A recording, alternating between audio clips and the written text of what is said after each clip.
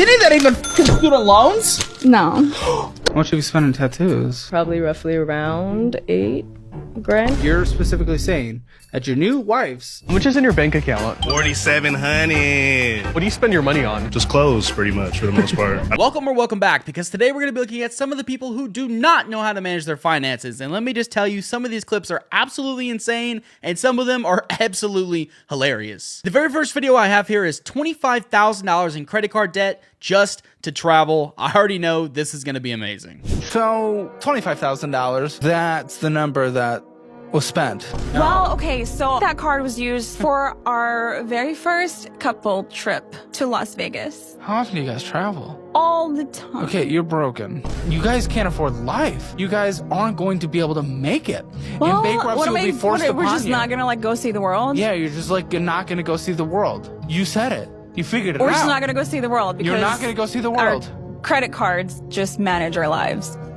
Yes. No. Well, what's the... Then what are we doing here? You're supposed to help us. If you're sitting at this table, you have to be receptive, or I'm not f***ing filming. I am receptive. I just don't agree with your logic. Everybody has debt. No! We're just not gonna go see the world. Yeah! And not go travel just because Yes! credit cards have to be Oh paid. my... This is the mindset that I'm seeing a lot in my generation, and especially millennials as well, that, you know, it's fine. You know, pay it at some point, maybe. And some people, it's like, don't even have to pay it regardless. It's fine. It's imaginary Play-Doh fun money. But, it's not. It's serious and it's real. My favorite part is she was like, what? We're just supposed to let it control our lives? That we have debt? $25,000 in debt? What about seeing the world? Well, seeing the world, you might have to actually, I don't know, be able to pay to see the world, because this little money is just temporary, and trust me, they're gonna try to get it back one way or the other. As I've said before, I absolutely love Caleb. He handles people that I don't even know how I could talk to them myself. So yeah, let's move on to the next one. Now for this next one, in my notes, I see payment plans for tattoos, which means apparently this lady has gone on payment plans just to get tattoos. I don't know about you. Yes, while tattoos are permanent, it's much more permanent than getting like, I don't know, Uber Eats or DoorDash. It's definitely not worth going into high interest debt for. So we got to see how much she's spent on these tattoos. I'm going to be shocked. I know. How much have you spent on tattoos? Probably roughly around 8 grand. You're specifically saying that your new wife's collecting of different things, including the art on her body, is what got you into a lot of debt. She just had like collections of things, whether it was small backpacks or Funko Pops. This one has more Funko Pops than days in a year. So it's what did you tell me just the other day? So I decided on doing a tattoo in a few years because I'm not trying to pay for it right now. So what we decided was I was going to do a payment plan For something that she's not going to get for a couple years. Well, that's stupid. When you do a payment plan, you get the product and you pay for it over time. When you finance a car, do you get the car after you're done paying it off for a few years? So this is like an Not art before. piece. So you pay before. Absolute insanity. I've never even heard of this. I have a couple little tattoos right here, but I have never even been offered a payment plan for them. So I'm just going to go out on a limb and believe her that you have to pay up front. But Caleb is absolutely right. Like, since when do you start paying for things that's like, you know what, buddy? Once you're a good boy and you make all your nice payments over the next, I don't know, 5, 10, 15 years, we'll finally let you have it. That's literally not how payment plans have worked almost ever, as far as I'm aware. So especially for something like tattoos, honestly, you might even change your mind by the time you're done paying it off. You might not even want them anymore. It's just $8,000 and a payment plan, ladies and gentlemen. Those better be some good tattoos. Now, this next clip that we're about to get into, I think really speaks to just the state that a lot of people are in right now. Now, this next clip that we're about to get into was actually sent by one of you guys, so thank you very much. Then he'll take their answer and ask someone else if they think that's a good bank account balance or not. I don't know about you, but I've been in a place in life where I've literally had $14 in my bank account. And let me just tell you, the last thing I was doing was going to the mall. So this is already concerning, and I have a feeling these bank account balances are gonna be shocking in the worst way possible. How much is in your bank account? 4,700. What do you you spend your money on? Just clothes, pretty much, for the most part. I don't want to say like the other things. Keep it PG, right? Do you think another stranger would think that's a good bank account balance? Probably not. What do you think of the previous stranger's bank account balance? Better than mine for sure. Yeah. And now would you be down to share how much is in your Yeah, I bank can account? share 19 cents. And then my other one is negative $4.63. We're gonna go ahead and ask another stranger what they think of your bank account balance. What do you think they'll say? They're probably gonna think it's really bad. That'll probably boost their confidence. Yeah. What do you think of the previous stranger's bank account balance? I think that's kind of sad. That's pretty low. Now, would you be down to share how much is in your bank account? $12.14. I just buy gold jewelry. That's what I'm about. What do you think another stranger would think about your bank account balance? I think they'll laugh at me, but I mean, it's all in investing. So like in 10 to 20 years, I'm gonna have a house and they're gonna be broke. So What do you think of the previous stranger's bank account balance? I can relate. And now, would you be down to share how much is in your bank account? Sure. 3,749. What do you spend your money on? Him? Food. Mostly food. Yeah. Unnecessary stuff. What do you think another stranger would think about your bank account balance? I think they'd be happy for me because I know the struggle. What do you think of the previous stranger's bank account balance? That's a good balance, I think. Now, would you be down to share how much is in your bank account? Yeah, 715. Honestly, that video did not go nearly as bad as I thought, shockingly. We had the first person who had almost $5,000 in their account, which really is not bad, especially considering how old he looks. That's a really good balance. Then we had someone in the negative, and honestly, I'm just not trying to be rude, but it is a little concerning considering that they are two clearly fully grown adults and they have a child right there with them. So carrying around a negative balance like that can be a very dangerous situation. And yeah, I mean, it's just you have to be very careful. And yeah, I get it. Times get tough. Absolutely. Like I said, I've been there before too. But as Caleb Hammer says, if you don't have an emergency fund, that is an emergency. Then we rounded off near the end, $3,749. And the other guy had around $700. Really not that bad. Let me know in the comments, if someone asked you what your bank account balance was in public, number one, would you even answer? And number two, would you feel proud or ashamed of how much is in your balance and why? Let me know in the comments. Now after that one, let's switch it up for the next clip. I have written down 565 credit and $1,000 down, but wants to get a Dodge Challenger. This one is gonna be something else, I have a feeling. I like them challenges you got out there. I like that black one out there, for sure. You looking to finance today or you paying cash like a big baller? What we doing? I mean, whatever the best option is, you know, like for what you can do for me at the moment. So how much was you looking to pay for your vehicle? How much I want to pay for like what I got down payment? Yeah, like no. What's the highest you willing to pay for that Challenger? That's what I'm asking. Like, I mean, you see a Challenger and what numbers you see that come behind that Challenger? I get that for sure, but it's more of like what y'all can do for me monthly. Like, okay, what you want your monthly payments to be? Man, we can keep it between like maybe like $300-400 maybe. $400 on that Challenger? Maybe, you know. And how much would your down payment be today? I could probably squeeze maybe like 1,000. Squeeze 1,000. Okay, we're gonna squeeze 1,000 for a Challenger. You said you want your monthly payments to be $300, got 1,000. What's your credit score? We might be arranged like 550. Maybe I gotta check it. I last checked it was like 565. 565. Something like that. 300 payment, 1,000 down. For that Challenger? I mean, yeah, you know. Why not, right? Realistically, I would have to run your credit, do all that stuff just to make sure that you qualify, realistically. Because if you got like a 5-something credit score, that Challenger needs a higher down payment. What would the down payment have to be? I can't realistically do that. What I'm telling you is what you're looking for and what we require for that Challenger, two totally different things. That makes sense? Okay. So maybe a cosigner or strong credit score or higher down. Let me make some phone calls to see if I can get that. We can put you in another vehicle, maybe a Nissan Sentra. I'm really trying to get that. Okay, well, we can get you a cosigner with the better credit score, but we do offer credit repair. Okay. Mm-hmm. Let me just say, I absolutely love the way that they handled this.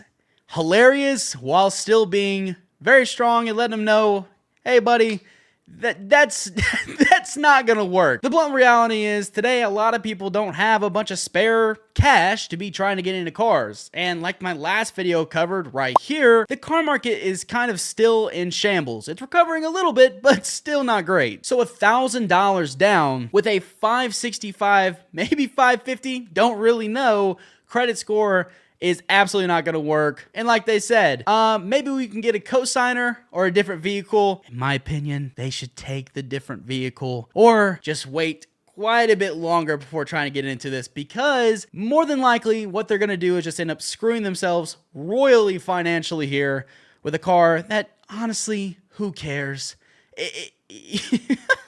if you have a 565 credit, there's no disrespect there, but your priorities might need to be in a different place and really focus on trying to get that built up, get some other finances in line, then start worrying about the fun purchases like a Challenger. I wish that guy the best. And with that, let's move on to the next clip. Now, this one is $80,000 in debt at just 19 years old. Now, I'm a pretty young guy, but even this is a good chunk younger than me. And I could not even imagine not only the pain, the stress, the everything else that would come along with being this much in debt at just 19 years old. Now, an early guess here, I'm hoping, I'm praying, not necessarily that college debt is a good thing, but at least it would help explain such an insane amount at such a young age. But something tells me deep down in my gut, that's not what we're looking at here. I hope I'm wrong, though. Let's get into the clip. We have $80,000 of debt at 19. Is any of that even student loans? No.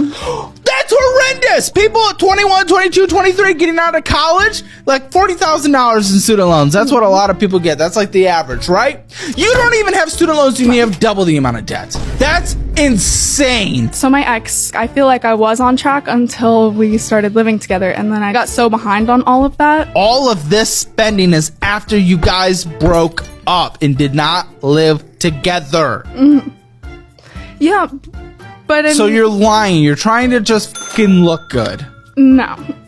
It's... No. This is like the aftermath. This was after everything already got bad. Yes, it is the actions you are doing afterwards. The actions! That was your spending. He didn't do any of that except for the chiropractor. He did not do any of that. So what are you talking about? Well, I don't know. That's why I need your help. Absolute insanity. I go into these reactions blind. I have my team kind of write down some quick little notes for me and just put the links in there. And I just go into this hoping for the best. But this is absolutely insane. My hopes and dreams of, well, maybe it's just some really expensive student loans. Maybe they're federal. They'll have a low interest rate. She'll be fine. We're shattered within the first 3 seconds. Thank you, Caleb Hammer. So apparently it's just mostly BS spending that, of course, my generation is absolutely famous for. And now $80,000 in debt at 19 years old. There's a way out, but it's pretty grim unless you really lock in, focus, work your... And even with that, sometimes even that is not enough. So, like I said on the other ones, I wish this girl the best of luck. But, just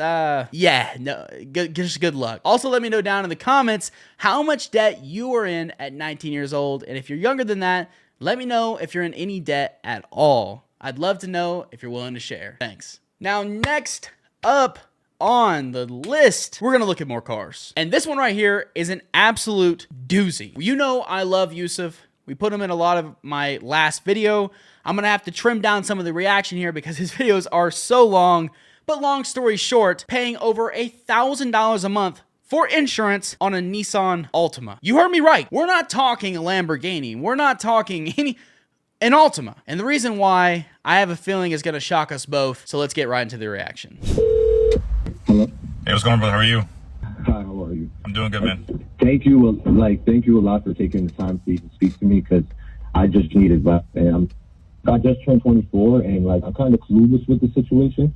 But let me just start filling you in. 2 years ago, I believe, or almost 2 years ago, I purchased a car. I had no credit, and it was from a dealership in the Bronx called Jamaica Motorsports, and basically it was a Nissan Altima. The guy showed me the car. It had 57,000 miles. It was a Nissan Altima SR 2020, and they charged me basically $23,000. It ended up being 25, 26 with fees and everything. I was told that I was going to get charged $19 for it. I signed the paper. They ended up getting insurance for me and told me that it was $400 a month. A week goes by. Geico cancels my insurance and tells me that the information that they put in is not the right information. Got approved at a 15% interest rate or 16% interest rate with Limbuzz for $575. The dealership got you insurance, but then later on the insurance company canceled the insurance because you believe that they have committed fraud to get you an insurance policy. So now you are paying around $1,500 a month for a 2020 Nissan Altima SR because it's $575 a month for the car note. And $575 a month just for the car itself, on a car that's only worth about $11,000 to $12,000, he said. And then $1,000 a month on just insurance. Insurance on the car. Absolutely disgusting. And whatever, you know, it can be taken two different ways, right? There is the way of saying he's an adult, he's responsible for his own actions, and I agree, right? But there is also, we can't ignore the fact that apparently this is a scam dealership, but he said he trusted it because he had a friend and the friend grew up with him, lotta. You know, here's the ultimate takeaway. Number one, do not just trust people because you've known them a long time, or a friend of a friend of a friend of your dog and your cousin has known them. It's just not worth it. And more importantly, make sure you're always reading what you sign. I'm also going to throw in a bonus tip there. If it seems too good to be true, it probably is. It probably is. If you couldn't get approved anywhere else with no credit, then you get what I'm throwing down here? But yeah, once again, another super sad situation. That one's not as much funny as some of these other ones. Just hope that guy, you know, I wish him the best, but it's a life lesson that hopefully all of you will now avoid. Now, this next clip is from the GOAT of finance himself. You love him. Some of you probably hate him. It's Dave Ramsey. Now, my notes, what I have here is it says $200,000 in student loans at 63 years old. 63, meaning they have probably been out of college statistically for about 40 years or so now. Maybe more like 30, but 30 to 40 years been out of school that you are now still $200,000 in debt for. This should be absolutely fascinating to take a look at. So here we go. I'm 63. My husband is 60. We've been married 36 years. And most of our marriage has been full of debt. Right now we have about $44,000 in credit card debt. We have an $800 truck payment, $200,000 between the two of us in student loans. And I just feel we have no retirement whatsoever, except our home. You know, and so help me with how you have $200,000 in student loans at 64 years old. Sadly, that clip doesn't get a little bit more into it, but still, she's talking about they have an $800 truck payment, which that alone is it hurts my heart. But then between her and her husband, they have been married, I think she said 36 years. So congratulations. Just want to say, pay my respects there. But $200,000 in student loans between the two of them. And she says she has no retirement besides a house. Well, of course, I'm honestly shocked they even have as much as they do, because that has to be the biggest weight and burden to still have on yourself in what should be starting to be some really good early retirement years for some people. I pray that they get something resolved and hopefully they can start maybe putting a little bit towards it. And if they're feeling stressed about it, which I would assume they are since they called into Dave Ramsey, they get something figured out. Be smart with the loans you take out and be smart with how you manage your money, because it can come back to bite you later in life. And I've seen too many examples online of older people who can simply just not afford to ever stop working. And that is really sad to see. For the next clip, we're going to throw it back to Caleb Hammer, because like I said, Caleb Hammer has a way of finding some of the most fascinating, that's a nice way to put it, fascinating people on the entire internet. Because what I have in my notes here is $10,000 on a certain little squishy stuffed animal toy that you all probably know about at this point. And without further ado, let's see what this is about. How much have you spent on fucking Squishmallows? I think I used like $10,000. $10,000, it's gone like that. I know. They're very cute. I'll show you my collection. So you got a $25,000 plushie deck? And then there's nothing to show for it though, other than a collection of plushies. Do you still have the plushies? Yeah, I do. Well, fucking sell them. No, I'm not going to sell the Halloween ones. Because they're more important than the rats. No. With your actions, you are saying yes. You just need certain things throughout, like, you need your a life. dragon You don't. plushie. I'm not saying you necessarily need a dragon Then plushie. what the fuck are you talking about? Everyone needs, Not a dragon plushie? Not a dragon plushie. Then get rid of the but they need a dragon plushie. metaphorical squishmallow. They need a little treat every now and then. You know what? I agree with them. You know, I need my metaphorical Squishmallows. Bring me my metaphorical Squishmallows right now. And I also just realized I can't tell if it was $10,000 in debt. I'm not going to sit here and act like some financial guru saint who's never spent a single dime on anything fun and stupid. I have bought super dumb stuff. I make sure that it's just occasional and that I can actually afford it. I actually remember this episode of Caleb Hammer, and a little further context is that was an inheritance that they got, if I remember correctly. And they spent the inheritance on Squishmallows. And they are in extreme debt now, but don't worry, ladies and gentlemen, she is not selling the Halloween ones. Of course not. What a stupid idea. No, because everyone needs their metaphorical Squishmallows. And you know what my metaphorical Squishmallow is? For you to hit the like and subscribe off this video, because we're trying to hit 10,000 subscribers before the end of June. I don't know what to tell you. These people are supposedly grown adults. They're definitely older than I am, and it's hard for me to believe, but they are. I don't know what to tell you guys. And now we're finally wrapping it up with the final clip of the day. $200,000 in negative equity on luxury cars. With my man, Yusuf again. Shout out to him. Without further ado, let's get into the craziness. This is Yusuf with Legacy Motorcars of Georgia. I was just about to call you. You beat me to it. So I bought 3 vehicles in 2020, from 2020 to about 2022. I have a 2019 Lamborghini Urus. It has about 70,000 miles on it, and I paid around $235 for that. I also have a Hummer EV, and that has about 36,000 miles on it. I paid right around $175 for that. And my 2021 G-Wagon I got for, I think it was about it was $210. And that has about 69,000 miles on it. Right now, I make between 30 and 40K a month. So it's not hard for me to keep up with the vehicles, but let's go through it. So the Lamborghini Urus said you paid $235,000, and right now you have 70,000 miles. Sorry, you owe about 190 left. All right, 148 on the Hummer, and then you have about $180,000 left on the G-Wagon. Over $500,000 just in auto loans. Interest rate isn't that bad on each one of them, but still, assuming you had excellent credit when you bought these. 630 credit score. How much do you have down to put towards a negative equity for these cars? maybe between $5,000 and $6,000.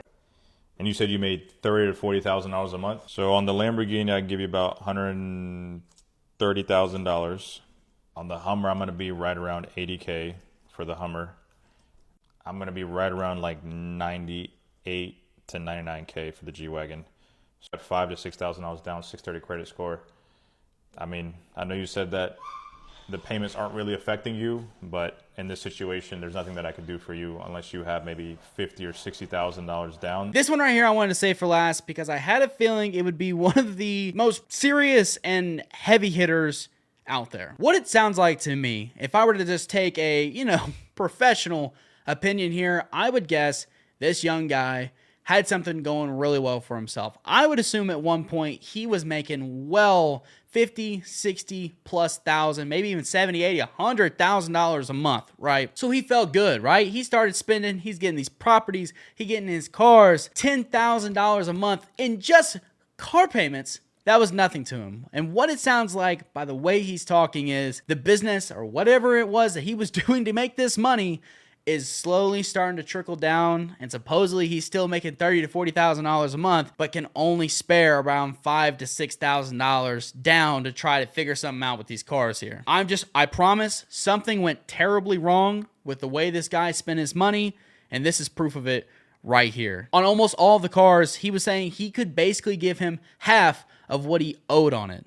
And things like the Lamborghini Urus, it's a 2019, has over 70,000 miles on it, and he still owes, I think it was almost $200,000, $180,000, somewhere around there. And he pays $3,000, I think it was $800 a month for that car. This is why it is so important to not lifestyle inflate. If you make more money, be smart with it. Please, I beg of you, anyone even in the audience, if you got something going good for you right now, some sort of business, anything, please slow down. Think about it. Talk to a financial advisor, especially if you're making anywhere close to that kind of money a month. Invest and be smart. If you want to get something fun, that's fine. Make sure you could buy it twice at the very least. If you can't afford to buy it twice, most of the time, Unless it's specifically for the business, you probably just shouldn't do it. And that is a common sense tip from me to you, even though I don't think most of you will need it because you're watching this channel, of course. With all that being said, I won't waste your time anymore today until the next video, and then I'll waste another like 20 minutes. But in all seriousness, thank you for watching. Be sure to hit like and subscribe, and I'll see you in the next video. Peace.